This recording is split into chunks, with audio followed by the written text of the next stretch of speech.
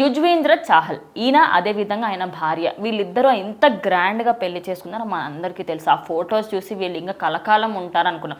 అయితే March 20 రోజున మాత్రం వాళ్ళు కోర్టుకు వెళ్ళడంతో ఈ రోజుకి వాళ్ళకైతే జడ్జ్మెంట్ ఇవ్వడం జరిగింది. ఎంత యాలిమనీ తీసుకున్నారో అసలు ఒక 60 కోట్లు అంటున్నారు, 4 కోట్లు అసలు ఎంత ఇవ్వడం జరిగింది. అంటే ఈ భరణము అన్ని కోట్లు ఇన్ని కోట్లు అంతా కూడా పక్కన పెడితే ప్రజెంట్ జనరేషన్లో సోషల్ మీడియాలో కావచ్చు, ముఖ్యంగా ఎవరైతే సెలబ్రిటీస్ ఉన్నారో వాళ్ళు ప్రేమించి పెళ్లి చేసుకున్నారు. అది కూడా పెద్దలు కుదిర్చిన పెళ్లి కాదు, ప్రేమించుకోవడం, పెళ్లిళ్ళు చేసుకోవడం, తర్వాత కొద్ది కాలానికి విడిపోవడం, ఇదంతా చాలా అంటే చాలా కామన్ అయిపోయింది. సో వీళ్ళని చూసి చాలా మంది సాధారణ ప్రజలు కూడా నేర్చుకుంటున్నారు అనమాట. అంటే మన సాధారణంగా గ్రామాలలో ఎట్లా ఉంటుందంటే ఇంకా ఒకసారి పెళ్లి చేసుకుంటే లైఫ్ లాంగ్ తనే భర్త తనే భార్య అనే విధంగా వాళ్ళు ఉంటారు. ఇప్పుడు చాలా మంది ఎట్లా చేస్తున్నారంటే ఒక్కొక్కరు ఇద్దరిద్దరిని పెళ్లి చేసుకోవడం, ముగ్గురుని పెళ్లి చేసుకోవడం, అంటే వాళ్ళ ఒకరికి తెలియకుండా ఇంకోని పెళ్లి చేసుకున్న సందర్భాలు కూడా కనిపిస్తాయి అనమాట. సో ఇదంతా కూడా సినిమాల ప్రభావమా లేకపోతే నిజంగా ఈ విధంగా సెలబ్రిటీలు చేస్తున్నట్టు వాళ్ళ ప్రభావం అంటే ఖచ్చితంగా అదే అని అనుకోవచ్చు. అంటే ఇంకో విషయం ఏంటంటే వీళ్ళిద్దరి కప్పులనే కాకుండా రీసెంట్ గా ఇంకా చాలా మంది విడిపోయారు. దాంట్లో నేను ఒక బెస్ట్ ఎగ్జాంపుల్ చెప్తాను అనమాట. ఈ అమ్మాయి ఇన్స్టాగ్రామ్ హ్యాండిల్ ఓపెన్ చేసి చూడండి. తన ఇన్స్టాగ్రామ్ ధనశ్రీ అని ఉంటుంది అనమాట తన ఇన్స్టాగ్రామ్ హ్యాండిల్. అండ్ ఈయన కూడా ఇన్స్టాగ్రామ్ హ్యాండిల్ ఓపెన్ చేసి చూడండి.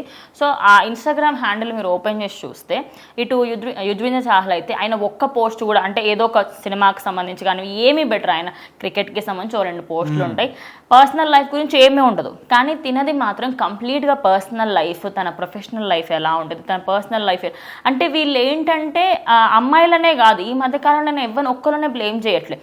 బట్ అక్కడ ప్రాబ్లం ఎక్కడ వస్తుందంటే స్టేటస్ చూయించుకోవడానికి నేను ఇంత పెద్ద వ్యక్తితో డేట్ చేశానని కానివ్వండి, లేకపోతే పెళ్లి చేసుకున్నానని కానీ ఆ స్టేటస్ చూయించుకోవడానికి మాత్రమే చాలా మంది పెళ్ళిళ్ళు చేసుకుంటారు. ఈ మధ్య కాలంలో పెద్ద పెద్ద హీరోయిన్లు పెద్ద పెద్ద హీరోలను చేసుకుంటూ ఉంటున్నారు. తర్వాత కొన్ని నెలలకే మేము విడాకులు తీసుకుంటున్నాము అని చెప్తున్నారు. అంటే ఆ విడాకులు కూడా వాళ్ళు ఒక పెద్ద ఘనకార్యం లాగా దానికి ముందే హింట్లు ఇస్తూ ఉంటారు. సోషల్ మీడియాలో అన్ఫాలో కావడం, పోస్టులు డిలీట్ చేయడం కానీ, ఫోటోలు వీడియోలు డిలీట్ చేయడం, ఇదంతా కూడా చేస్తూ ఉంటారు. సో మొత్తానికైతే వీళ్ళకు కూడా నిన్ననే కోర్టు మాత్రం ఫైనల్ తీర్పు ఇచ్చింది. సో ఇద్దరు కూడా విడాకులు తీసుకున్నారు, సపరేట్ అయితే అయిపోయారు. సో అప్రాక్సిమేట్లీ 60 crores వరకు అయితే భరణి ఏదైతే మన యాలిమనీ అని చెప్తారో అదైతే అడగడం జరిగింది అనమాట. కానీ వాళ్ళు మాత్రం అలాంటిది ఏమీ ఉండదు అని చెప్పేసి జస్ట్ ఆమె ఖర్చుల కోసం అన్నట్టుగా లైక్ నార్మల్గా విడాకులు తీసుకున్న తర్వాత అమ్మాయికంటూ ఇంత ఖర్చుకి ఇవ్వాలి అన్నట్టుగా చెప్తే 4.5 కోట్ల వరకు అయితే ఇవ్వడం జరిగినట్టు తెలుస్తుంది. అందులో కూడా కంప్లీట్ అంటే 60 కోట్లు తీసుకుంది, 60 కోట్లు ఇవ్వడానికి ఒప్పుకున్నాడని కొంతమేరకు అయితే సమాచారం జరిగింది. కాకపోతే నిజంగా డీల్ జరిగింది ఎంత అంటే 4 కోట్లు ప్లస్ ఉంటుంది. సో దాన్ని కూడా ఇంకా మొత్తం ఇవ్వలేదంట, ఇంకా కొంచెం ఉన్నాడు, అది కూడా ఇవ్వబోతున్నాడని కూడా అంటున్నారు. సో మొత్తానికైతే వీళ్ళిద్దరు కూడా విడిపోయారు. మరి నెక్స్ట్ ఎవరి దారి వాళ్ళు చూసుకుంటారా లేకపోతే సింగిల్గానే ఉంటారా?